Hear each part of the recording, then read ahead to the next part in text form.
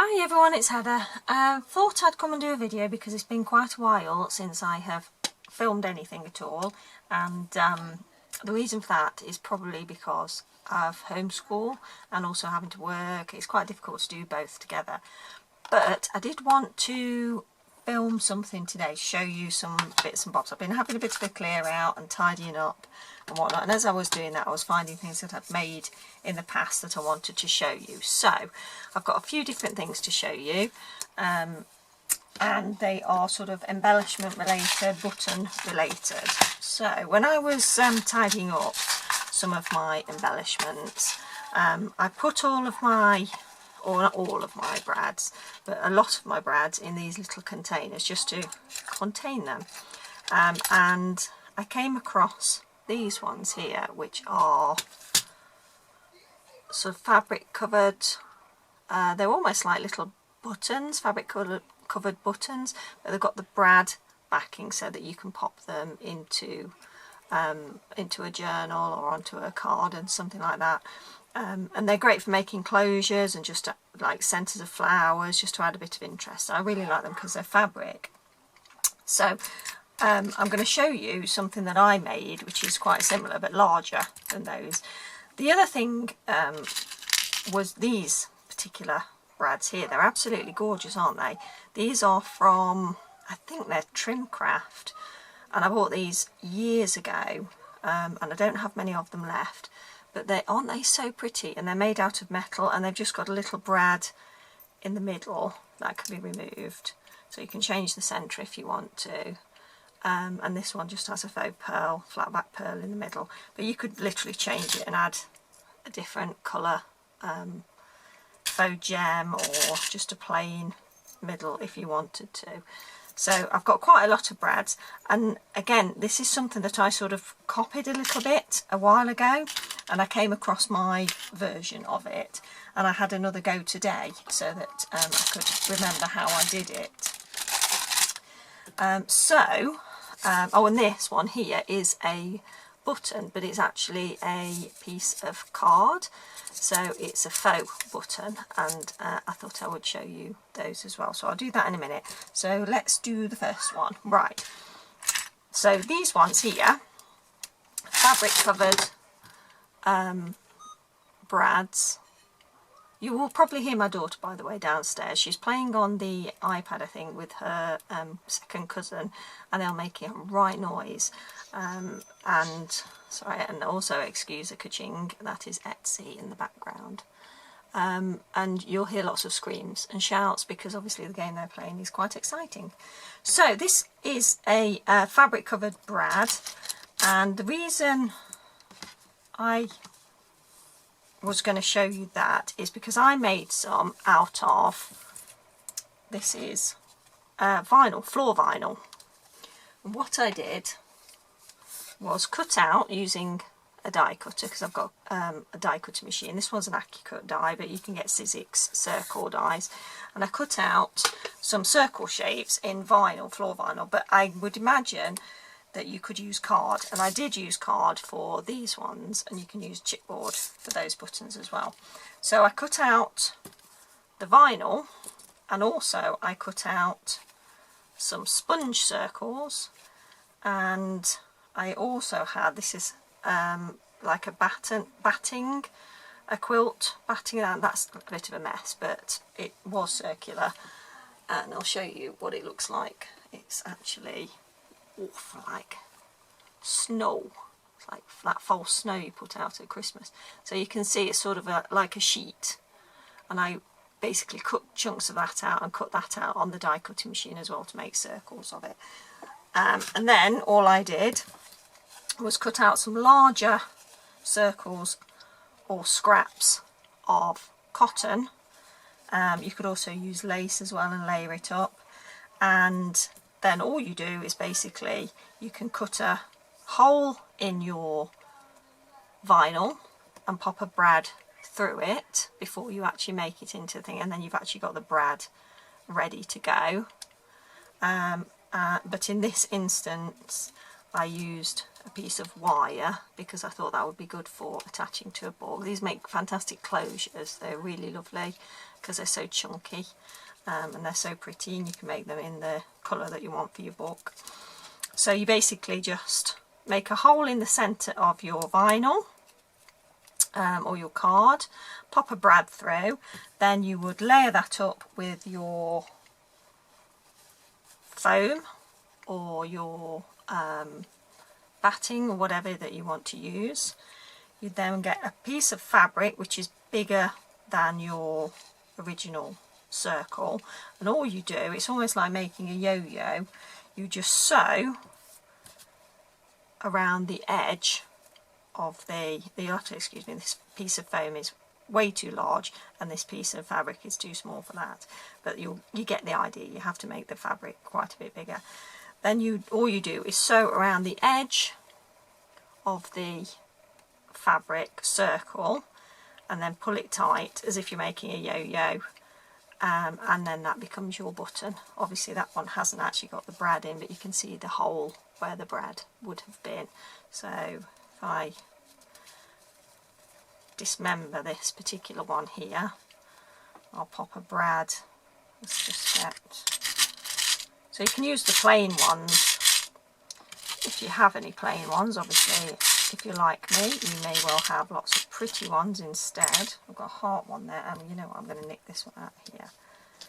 So you just pop the brad in there, followed by your basically your stuffing, your circle of stuffing. You'd sew around, you pop your fabric on the top, you'd sew around the fabric, and then you would pull it tight, and then you'd anchor it so that it became secure, and then you can use that as a brad on your projects. That was terribly explained, I do apologise, but I'm hoping you've got the idea. So that was one little idea that I had and I made a few years ago. I made a few of those, and it appears I've used most of them up, but the idea was still there, and I still had a nice selection of pieces of vinyl already cut. So I'll be making some more of those, but I thought I would show you because I thought it was quite a cute idea, and that's one that I've made. It's got some lace overlaid the top as well, and that's got the wire in. In order to keep the wire actually in there, I made 2 holes, and then I threaded the wire round so that it's got something to hold on to, so it goes in and then out again. So I'll be using that in a journal. Right, so that's those fabric covered ones, the jumbo size. So these ones here, the metal, if I can get it a little bit closer without making you feel sick and blowing it out a bit. There we go. So these lovely little metal ones here. Now they're not quite as fancy as that, but I did find some that I made some time ago. It's a few years ago actually now. If I can find, there's one. And these are made out of tin cans. Fizzy pop cans. So like Coke or so just this sort of can. So it's just aluminium basically. And what you have to be really careful, because obviously it's very sharp when you take it to pieces, but you just use a good pair of scissors, not your sewing scissors clearly. I would put gloves on when I'm doing it if you are going to do it, because it's actually very sharp and you can get shards and you'll need to clear up properly. So not one for children. You want to keep kids well away from it and animals well away from it, and you want to make sure you clear up well, because if you've got shards of metal, that's not very good.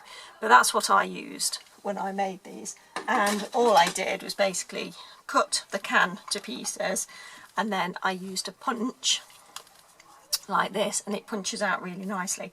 Now I didn't actually want to use the drinks can for this one, again, because I've got a few of these already made up. I probably won't need many of these. But I did have a big piece of foil from, I'm looking around for it now because I don't know what I've done with it.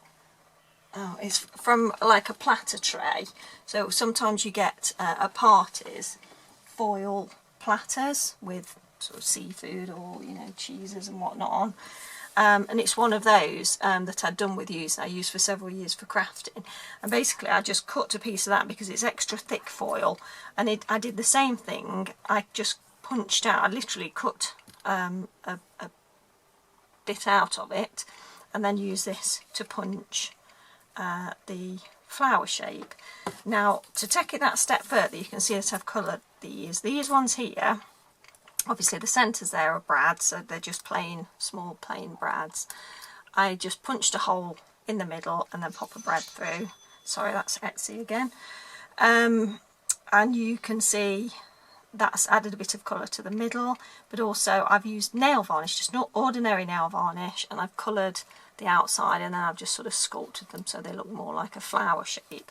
But this time with this foil, because this isn't quite as thick, but it is nice and thick, instead of using normal nail varnish, I actually had some of this stuff. It's one of those UV nail varnish top coats, and also I got plenty of these UV nail varnishes. Now, I don't do my nails anymore. You can probably tell my nails and my hands are pretty horrendous at the moment. I could do with going to a salon, but that's not going to happen, is it? So I thought, well, you know what, use what you've got. So instead of using normal nail varnish, this time I actually used the UV stuff, and it's really thick. That gel is incredible, so it gives it real structure. Now, I think that's going to be too thick, personally, for putting a brad through. I've literally only just done it. So I think if I was going to do this again, and I wanted the brad through the middle, I might want to be making my hole first. But that's just made such a beautiful embellishment, such a cute embellishment. I bet you can't see that now, I keep going blurry, and it's really thick now. It's really got some structure to it, so I'm really loving that. And you can still mould the petal edges. They're not too sharp. It is foil, but this stuff's not as bad as the tin can. But I love that, how that's worked out. So I think I'll be making some more of those out of the foil, the thinner aluminium foil, rather than the drinks can. The drinks can it's great and it's lovely once the shapes are punched out, but it's a bit of a difficulty when you're actually cutting it out originally with your scissors, because you can get shards, and that does bug me a little bit, because that's not the safest thing. So fair warning, don't do it really if you don't want the clean up, and make sure you're very careful and safe. I take no responsibility for anything you do following watching this video. But yeah, there you go. Anyway, so it worked really well, and I've got quite a few of these. They're really cute, so I need to sort these out. You can see I had my little tidy up, but this is the rammel that was in like a treasure bag. So I've got all this stuff, so I could do with sorting that out really. So there you go. So they're the little things that I had to show you. And this one here was basically, again, just using a similar die, cutting out lots of pieces of card. And I started, excuse me while I reach over, I basically started doing this because I saw a YouTube video donkeys years ago. In fact, you know what, I don't think I ever actually saw the video. I think my sister saw it and told me about it. And what you're supposed to do, certainly what I did anyway, was cut out lots of circles from cereal packet card. So you just cut out lots and lots of circles. There's different sizes, but lots of sizes that are the same. And you layer them up using PVA glue. And that then creates a really nice hard sort of surface. And you can then put a final layer on top of scrapbook paper, and then you can put glossy accents or Mod Podge or something like that on top, and it just makes a really nice button. But this one here is literally just a piece of packaging card that was cut out with some scrapbook card layered on top, and then again glossy accents, and then I just made a template to punch my holes in it.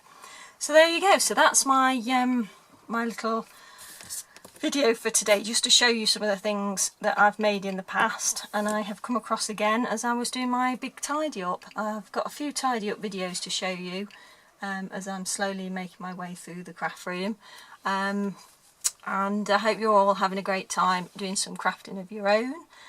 it was nice to get on camera again and just show something to some like-minded people. I wish you all well, and hopefully you'll come back and see another one of my videos. Take care everybody, thanks for joining me. Bye.